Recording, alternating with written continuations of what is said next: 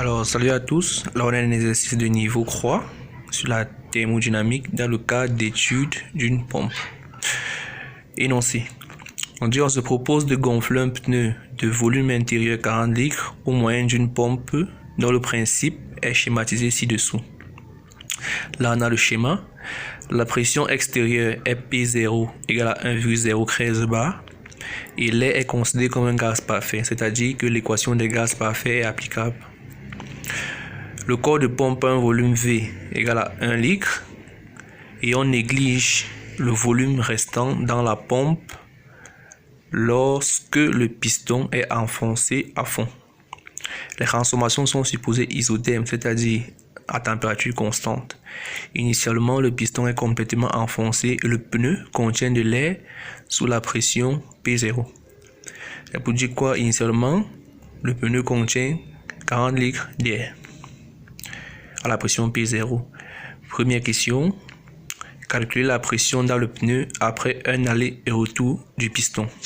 La deuxième question, c'est quel est le nombre de coups de pompe à donner pour amener le piston, pour amener la pression intérieure à 2P0. Là maintenant on présente les éléments de correction. Là on a les éléments de correction. 1.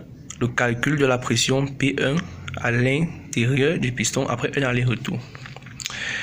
Ce qu'il faut remarquer, c'est quoi?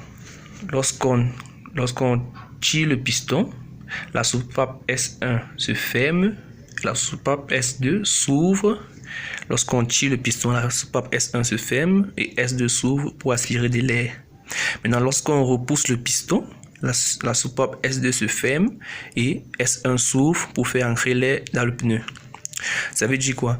La quantité d'air attirée par S2, c'est la même quantité d'air qui entre par S1.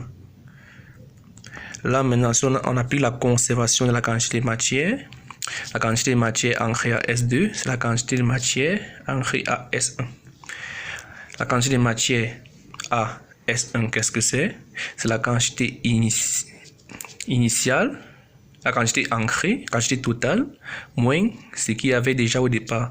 On a dit au départ que le pneu contenait déjà de l'air à la pression P0. C'est-à-dire quoi? Si on tire un volume d'air V' par la soupape S2, on va voir P1V sur RT0 qui est la quantité totale d'air dans le pneu de volume V, moins la quantité qu'il y avait déjà, qui est P0 à la pression P0, bien sûr, qui est P0V sur RT0, égale à la quantité tirée. Là, on tire l'air dans la soupape S2 à la pression P0, égale à P0V' sur RT0. Là, on factorise et on trouve P1, qui est la pression après un coup de pompe, égale à P0, facteur de 1 plus V' sur V. À l'application numérique, on trouve 1,038 bar. Maintenant, la deuxième question, c'est trouver le nombre d'allers-retours du piston permettant d'amener à 2P0. Même chose qu'en haut, conservation de la quantité de matière.